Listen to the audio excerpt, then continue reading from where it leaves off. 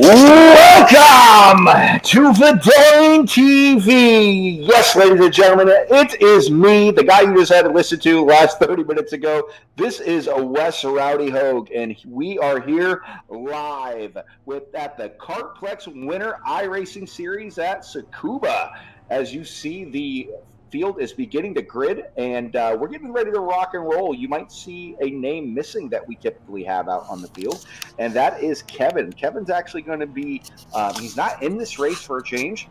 He's actually going to be helping, doing a little bit of crew chief and spotting here for Rafa. So Rafa's going to be in the 72 machine. So here and there, we're actually going to hear from Kevin, get his updates and his point of view from what's going on. And we are green, and we have one car. The leader did not go on that restart there. Trying to get a good idea of who that was. One car did not go on that restart.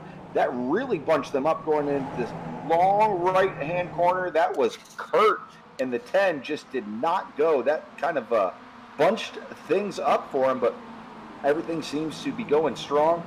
Get a quick copy here if we can. Kevin, you got a copy here? Yes, sir. Hello, guys.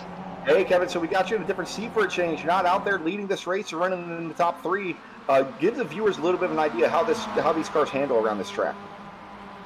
Yeah, I mean, obviously we're at a different track for a change of pace. The previous 2 or 3 tracks have just been mega drafting tracks, long straights, a lot of fourth gear usage. Here at Tsukuba in Japan, it being only a 2-kilometer course, it's pretty short, pretty intense, but it's going to mean that it's going to make for a lot of great racing in a different sense, where there should be a lot more moves under braking, a lot more closeness between the cars, a lot more opportunities for passing, and it should be exciting for sure.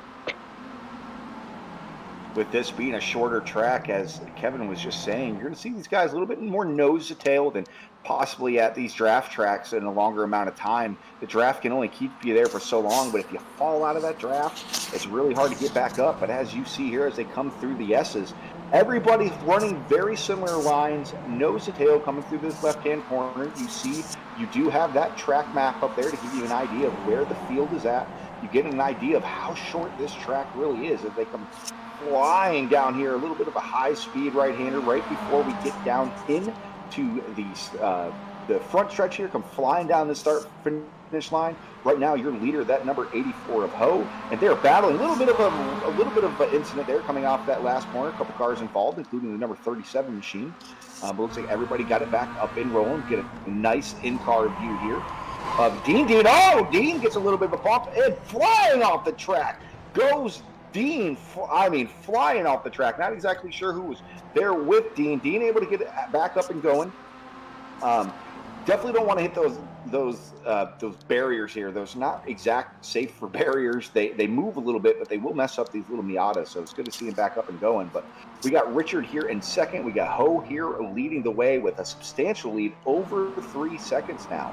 After the whole shot is finished, we're here just 2 to 3 laps into this.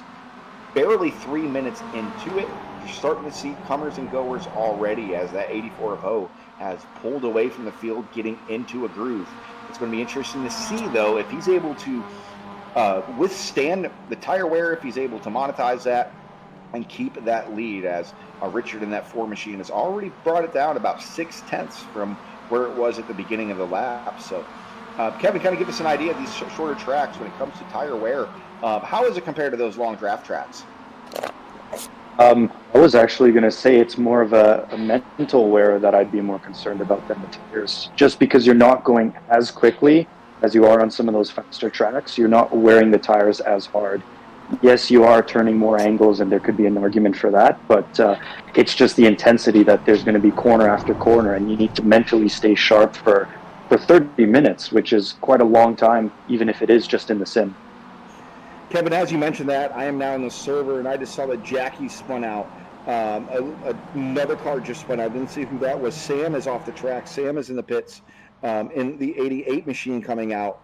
A lot already taking a mental toll on some of these guys. Corey Richardson's number 86 machine is all dented up. Ashley Regner in the number 24 just spun out. So already quite a few cars off the pace. We got some damage on these small little Miatas.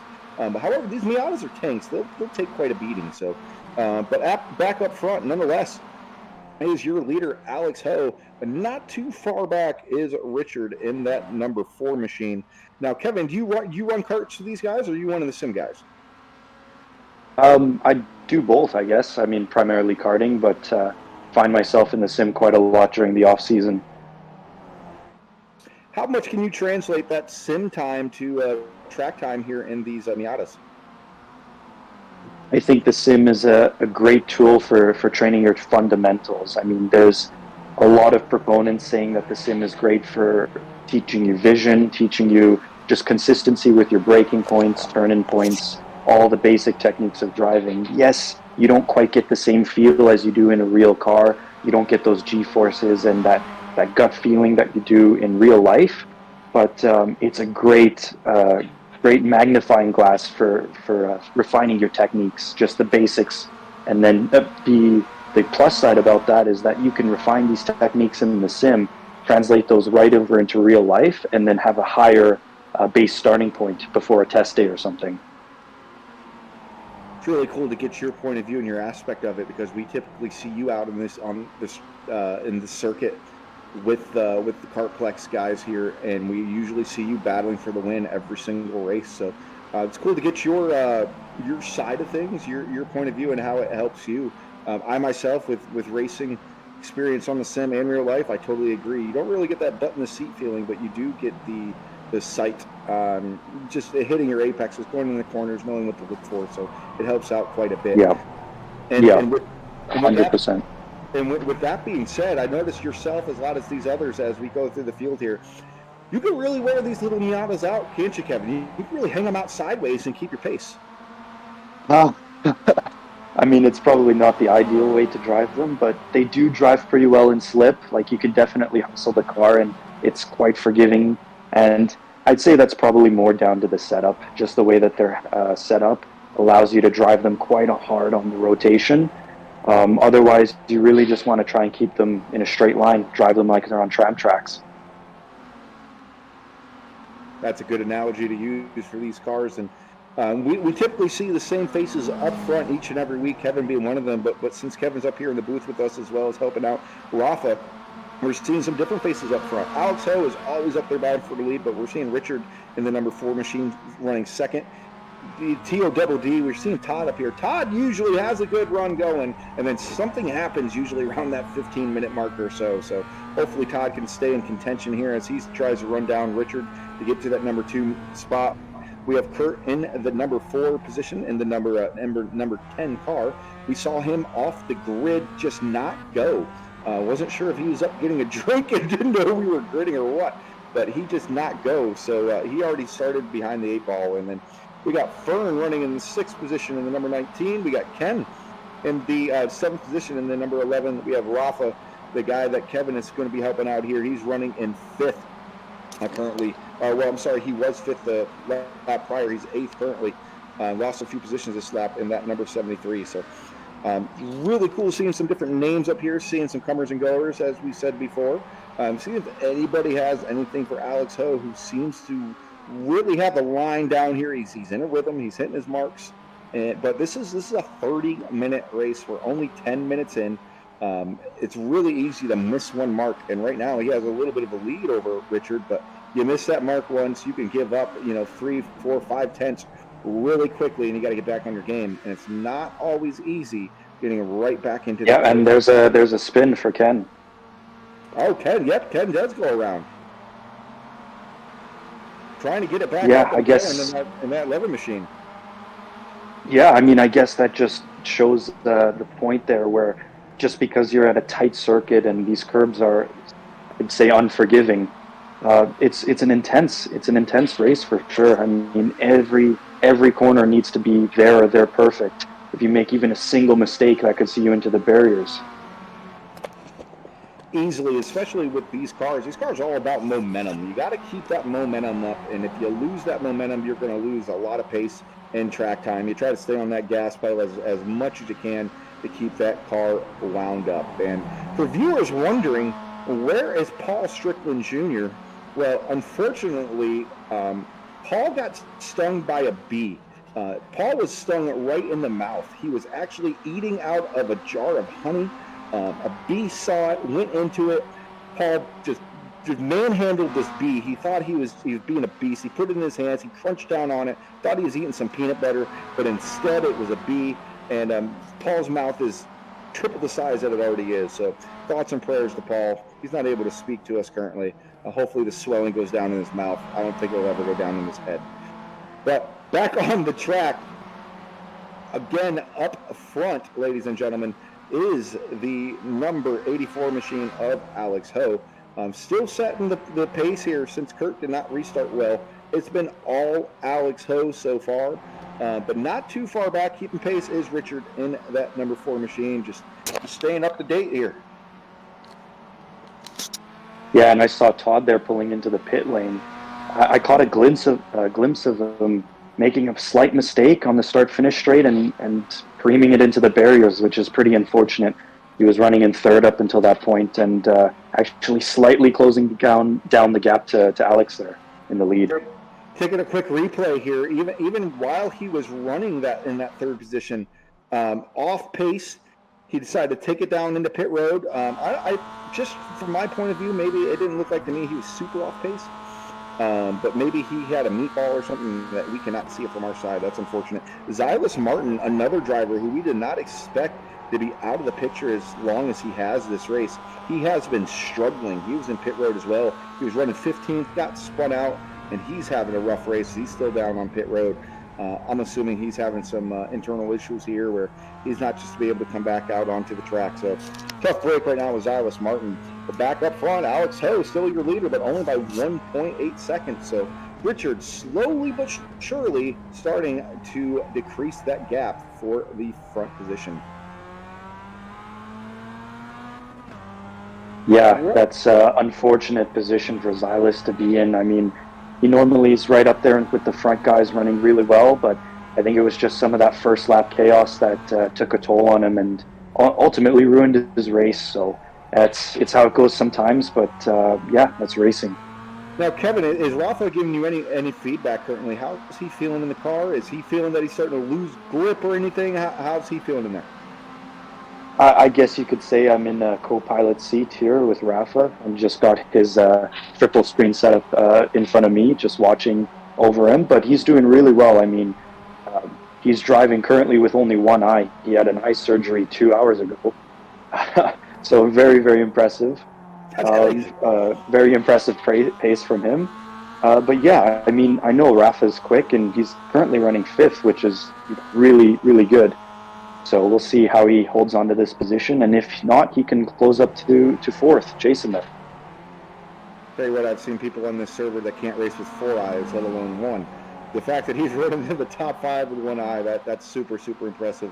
We'll see how well he's able to fare here, as he has Arthur Chan on his back bumper in 6th, though, wanting that position as they go into the sweeping right-hander down into your straightaway here. So good battle. We're going to keep an eye on there going down this front stretch as they try to shorten that gap on Fern in the number 19 starting to sit in 4th. So, but back up front, that gap again, as we were speaking before, is getting shorter and shorter. Alex Ho is still your leader, but now the gap is down to, it was about a 1.9, now it's about 1.8, so it's not a huge difference.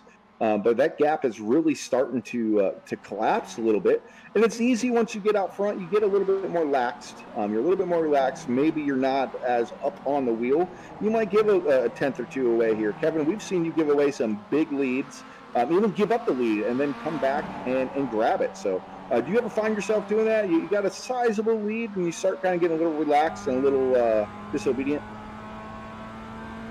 I think there's never any downtime when you're leading. You're always managing something, whether it's a gap behind, a delta, tires. You're always in constant juggling of a certain position. But first place with only 1.5 seconds now, that's nowhere near enough of a gap to just sail away. 1.5 seconds is the difference between the guy being that gap away versus you making a little mistake, dipping a tire, getting the rear a little loose, and he's right back on your tail again. So it's definitely something where you still need to keep on your toes. And it's funny, one thing about road racing is just because there are so many turns and corners and curves, there's going to be parts on this track where you're going to see these guys probably like 5-6 tenths from each other. Like these really tight corners like you just saw there, basically almost like a big hairpin there. They're so much closer, but that leader just has the advantage being able to fire off sooner and build that gap, build that lead. As we'll see here again, you'll see that Richard just kind of, he's able to drive it in a little bit further. As you can see, the guy behind him doing so as well as Kurt. But that the guy in front always had that advantage, but Kurt able to stick here with Richard. So what it's looking, it's going to become as Kevin is, again, he's running co-pilot with Rafa, so he's actually helping out Rafa as well. As it looks like this may become a 3-car battle if Alex Ho makes any kind of mistake here, as we are only at the 17-minute mark, so still a ton of time to go, still 13 minutes left in this race. But the battle for second is beginning to heat up. Richard now. Yeah, and that's Curtis in third place. He was the one that had that lackadaisical start off the line. He's coming back with a fight. He wants that lead back for sure. And now as Richard sits in second, you go from an offensive where you are the hunter, now you're the prey. Now you're having to watch your mirror as much as you're watching that windshield. Not only are you trying to run down the guy in front of you, now you have to watch out for the guy behind you, and that can easily make you slip up a little bit. It kind of changes the priority. The priority before was running down that guy. Now the priority maybe let's keep this position, but still a long way to go for the Zylas Martin fans. He has unfortunately retired from the race. For the Todd fans, TOWD, he has unfortunately retired from this race. So Kevin, I'm assuming you guys don't have any quick repairs. Is that correct? No, I'm not certain. I haven't found myself in the unfortunate position of being in the pits, but I'm pretty sure we're full repair time as is now. Got it. So if that calamity on the start of this race, really unfortunate for those drivers, because if you're not familiar with the iRacing service, you have the option, the admin has the option of giving these racers quick repairs. What a quick repair is, it gives them the option to come down pit road and kind of reset their car like nothing ever happened. So if you get in a big accident, if you have a quick repair, you can come down, reset your car, because let's face it, this is the virtual world and we can do virtual things, and you can do so. But it sounds like these guys don't. It's just like the real world. If you go out there, you wreck your car, it's wrecked, you're done. And speaking of done, here comes Curtis all over the back bumper of Richard for that second position. This is exactly what Alex wants to see, as that lead has now widened on both drivers to over 2 seconds again. But now, oh, look at Curtis, just shoots it in there a little hard in center, not able to get this run off. Well, he's proven me wrong. He's able to hold his momentum through the corners side by side on the outside of Richard through the long sweeping turn one. Not quite able to do it. Richard clears. He's just going to run right out of room. Right out of room. And again, if these guys want to catch Alex, they need to figure this out and do it in a hurry, because Alex, again, bringing this lead out to 2 seconds again. This is exactly what he wants to see. And as a leader, and Kevin, you've seen it enough times in your mirror, that's what you want to see. You want to see these guys battling. Yeah, exactly. You wanna almost back that second person mentally into a wall where they're forced to defend now. But I guess strategies you got to think on the fly. It may just be faster and beneficial for the both of them to let Curtis here through. If he lets him through in a smart way and they don't lose any time, he can begin that process of breaking the air for both cars and ultimately dragging it into a 3-car battle for the lead instead of just fighting for second. And yes, Curtis does go through. It's going to be now a hunter situation again, but most likely he'll drag along Richard as well. The pair of them, as they reduce the drag on both cars drafting together, they'll slowly inch their way up back to Alex. And no pressure behind Richard, as the next car behind him is several seconds behind. So exactly, he can just focus now on the windshield. Very smart move there going into the final corner of the lap, of just letting Curtis go by. Obviously, Curtis was being a little bit more aggressive. He wanted that position. He knew he was faster, and that's the best way to do it. Figure out a way to swap positions without losing any time, as they did. Now we will see if Curtis, who all race long from what I've been watching, he's been in aggressive mode, and he has to be. He can't be passive here. He had a mistake on the start. That mistake put him behind the 8 ball, and now he has to work his way up through this pack, as he's done so far. Now let's see, with just under 9 minutes remaining, if he can really put any heat on our leader here, Alex Ho, who has led it from flag to flag. So last lap is 2.7 seconds at the line. This time 2.2 seconds. So a half a second made up by Curtis here. Now, being in this position here, Kevin, is tire wear any of an issue right now with Curtis? With how hard he's racing, is it an issue? I mean, just visually watching the cars a little bit, you can see them sliding around a little bit more than usual, and he just spun it out. Curtis just spun it out in the left-hander here, giving up any opportunity of. Let's have a look at that again. Oh man! He's going to be absolutely just livid with himself. Oh, there's no doubt he has nobody to blame but himself. Paul, if we can get a quick replay of that as you see it, he goes up and around. Oh, man. Just way too greedy with the throttle there. Obviously, he's in full attack mode, just pushing the car right to 110%. And when you do that, you will make mistakes. You need to play a little bit of conservation in those scenarios, right? You've got 10 minutes. You've got 9 minutes. You know you have the pace to catch the guy. It's better to drive within your limits, knowing that you still got pace on the car in front, than to overdo it and make a mistake like that. And that's might have just costed him essentially the chance to fight for the win. We were just talking about how aggressive he's been because of the position he put himself on the start. He was running harder. We were talking about how hard he was running on his tires as we were saying that he self-spins.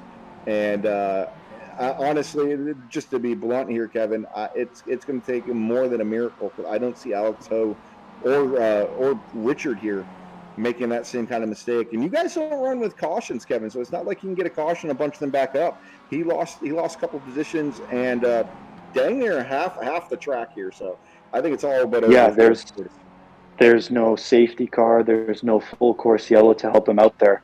That's definitely going to hurt.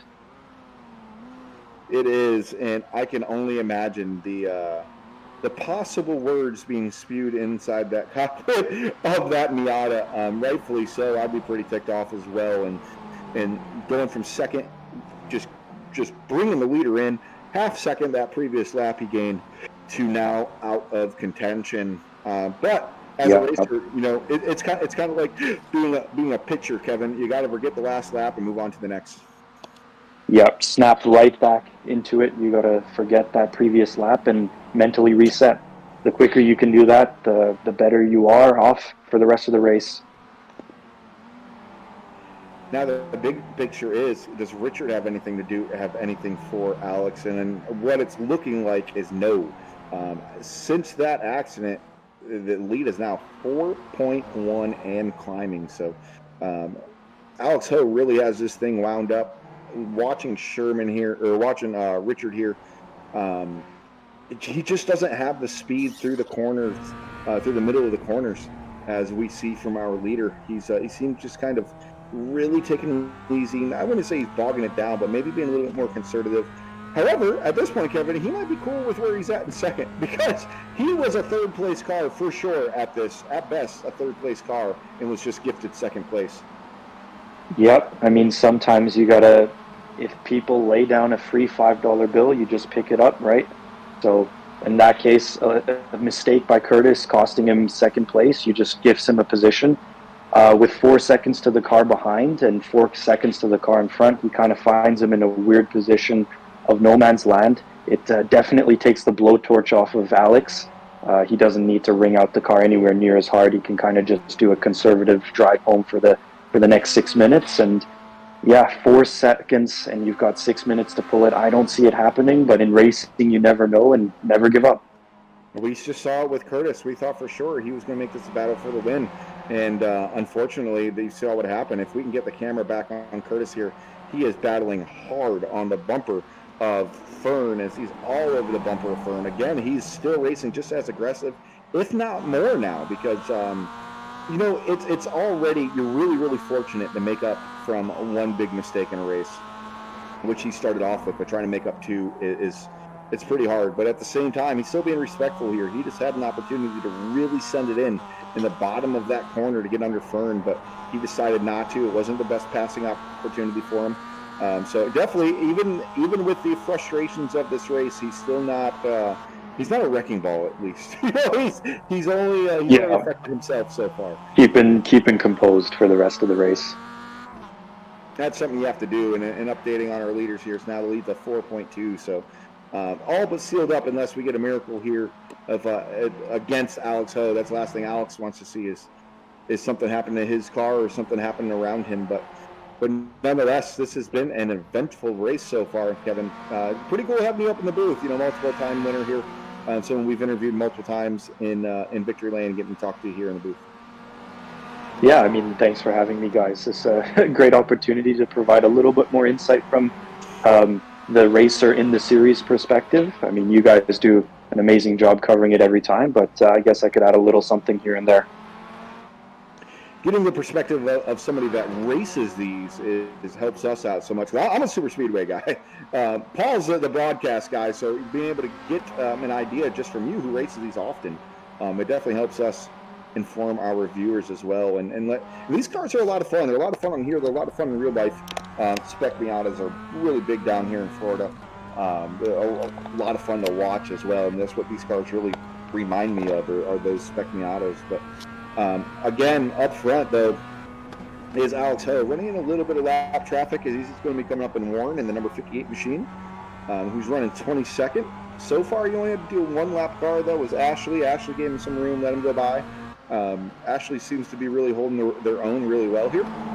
And now, next up in his crosshairs is Warren as he gets straight to the bumper of Warren. Maybe Warren wasn't exactly ready for him there. Warren kind of just running his line.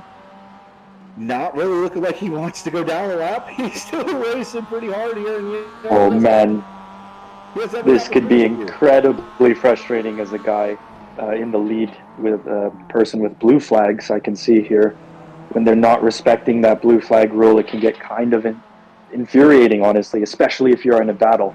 Fortunately for Alex, he hasn't got Richard behind to worry about, as there Curtis goes for a move on Richard.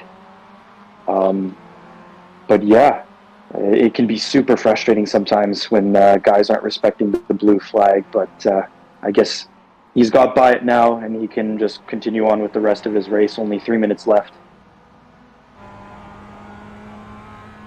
Yes, and Warren is still driving the wheels off that car. He's definitely having fun out here. Just because he's lapped down doesn't mean that he can't still come out here and race hard. But even with that battle, that lead has widened out to a little over 5 seconds. So this is all but over with less than 3 minutes to go, less than 2 minutes to go. I'm sorry, as I look up at the clock there.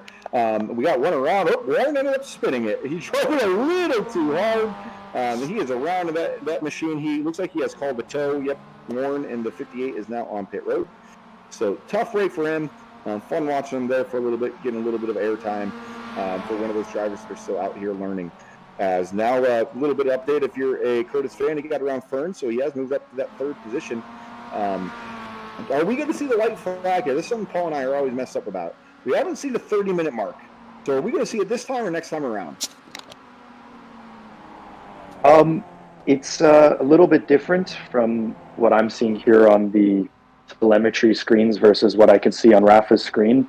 I can confirm we haven't got a white flag this lap, but normally in the cars you can see a white flag pop up, obviously indicating that it's the final lap, but the timer just always seems to be a little out of sync on the live stream here.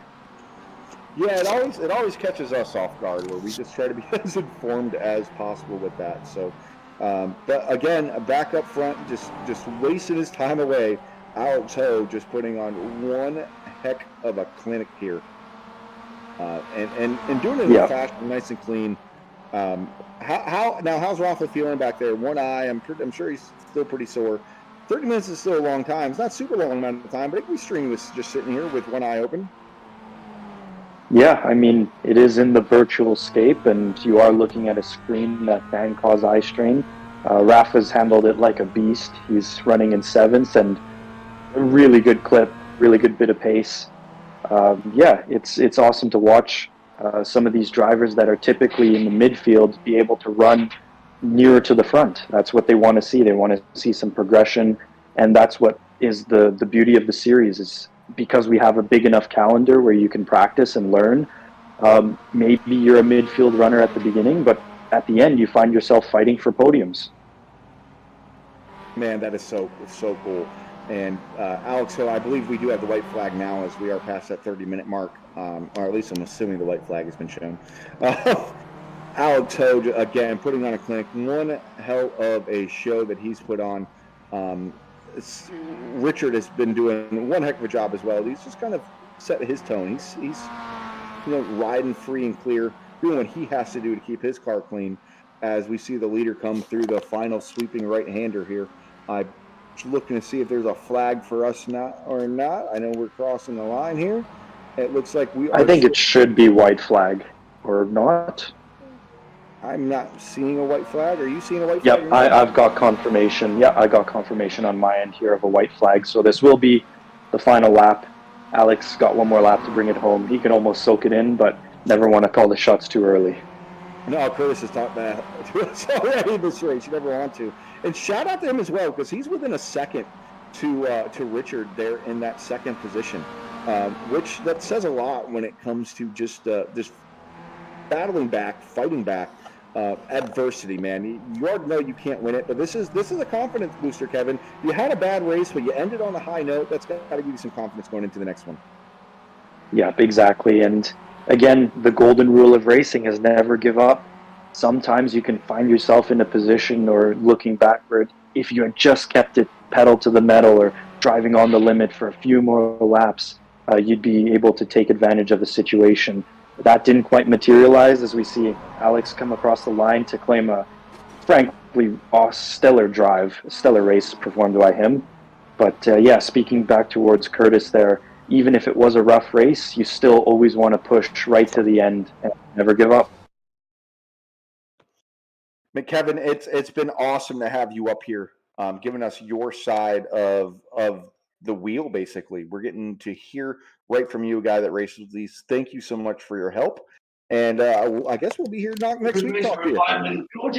Awesome. Yeah. I'll probably be back, but I am in the midst of upgrading my own personal sim, so we'll see if I have that thing up and operational again.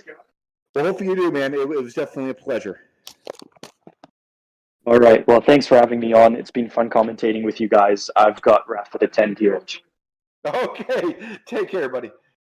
Yep. See ya. All right. And here shortly, I believe we're going to at least talk to the winner here tonight. We got Alex here in Victory Lane, waiting for Alex to climb out of that race car, get his helmet off, get him a swig of his favorite beverage. After one stellar run here, Alex has really put it on those boys as we're seeing some fun happening here on the track. Alex has his helmet off. It's all smiles down here in Victory Lane. Alex, congratulations on the win here. Just a dominating performance. Thank you. Yeah, that was a hectic start. Just trying to get the start right. Just led from pole or from second place. I was just trying to conserve my tires throughout the whole race here. It's a long race here at Tsukuba, so. Yeah, we were. You had some good battles happening behind you between Richard and Curtis. Just really, I wouldn't even say aggressive racing, but those two drivers are giving us something to watch. But unless you were watching in your mirror, your windshield was quite boring until it got up to those lap cars. But you stayed in a groove. It seems like you just never lost your momentum, and you were just able to keep that lead. Tell us a little bit about staying mentally prepared to stay up there and hitting those marks. It's just you gotta know what position you're in, like especially just keep track of the cars behind you if they're catching a lot. If they're not really catching you, you could just pace yourself. So keep your tires as fresh as they can be. Trying to make the tires last for the whole race because you never know what's going to happen at the end of the race. So yeah, just breathe and keep a calm demeanor. And being calm, we had Kevin in the booth for a lot of this. He was just talking about that, being calm, being mentally prepared, just taking care of yourself mentally and realizing, something might happen out in the track and you just got to take it one lap at a time. But thankfully, your race was pretty uneventful. You got the lead, never looked back, Alex. We know a lot of people help you out in real life, and we've got some people that help you out in the sim side as well. Got any hellos, thank yous you like to give? Yeah, my big thanks is to axonsim.com for providing me a rig that I could use. So I've got great equipment there. So yeah, shout out to axonsim.com. Alex, once again, we get to interview you here on a podium, bringing home the win, the W, here at the KARTPLEX iRacing Winter Series. Congratulations here on your win, and let's see if you can back it up next week. Yeah, see you guys next week. Thanks for broadcasting. Yes, sir. As I move down a little bit further down onto the podium here, I am here with Richard. Richard, all the action was around you tonight, but the action wasn't you. You just seemed like you ran a very steady, moderate pace race. You didn't push it too hard, but you didn't fall off. As soon as Curtis got to you, he ran it really hard. He spun out, and then you just kind of ran your own race there, man. Walk us through that. Yeah, I think I was just lucky. I think all the fast guys got taken out, and Curtis spinning, it just opened up the door for second, and I had nothing for Alex, and for me, it was a good race. It was fun to watch because about midway through or so, you made a really smart move of just letting Curtis go. Obviously, he had a little bit of a quicker pace there. You let him do his thing, and you stayed as aggressive as he was, and ended up biting him. And he went and spun out. Walk us through that. When you saw that happen, did you think, okay, now I need to make a run at the lead, or were you content saying, okay, I just got gifted this second place, I'm gonna hold where I'm at? Yeah, like I said, I don't think I had anything for Alex, and holding Curtis back, it would have just probably cost me, and I was happy for second or third, actually, and so for me, that was good. That's the cool thing about racing, Richard, is you take what you can get. You don't always have to be the fastest. Sometimes a little bit of luck helps. And also, having you up here in the podium, we definitely want to give you an opportunity to say hello, some thank yous, and give us some shout outs out there. Yeah, I mean, I got to thank Rafa and the team for putting on this league. It's a great league. I mean, they're doing a lot with it, and I'm glad Kevin's in the booth and not racing tonight. And thank my wife for letting me do this. Always got to thank the boss. Yeah, we were giving Kevin a little bit of gripe, saying that it was cool talking to him up here throughout the race instead of just on the podium. So it was a lot of fun for us to watch. So again, congratulations on that runner-up finish there, Richard. Super. Thanks a lot.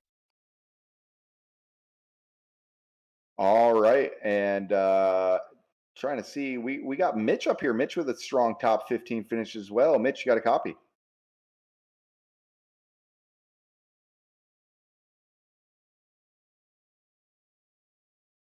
Hey, Mitch, you got a copy? Oh, okay. Looks like he may not have a copy. All right, so I believe that's going to wrap us up here. We got to call up the in-home doctor to make sure that Paul hasn't eaten anything else that he might have an allergic reaction to, or it might sting him on the tongue. Paul sometimes sees objects and he thinks they're edible, and he tries to eat them and then realizes they're not. So unfortunately, that bee situation with Paul has him down. We had to hide the honey from Paul, as well as knock down the beehives. So Paul should be back next week here at Vidane TV, giving you all the action that's available with all the great calls that only Paul Strickland knows how to do. But until then, we got some really cool stuff coming up. Be sure to check out Tuesday nights as well before this at 8 p.m. Eastern. But Vidane TV presents Liberty Racing League, Super Speedway Racing. Always a lot of fun. Until then, we will see you again here at Vidane TV.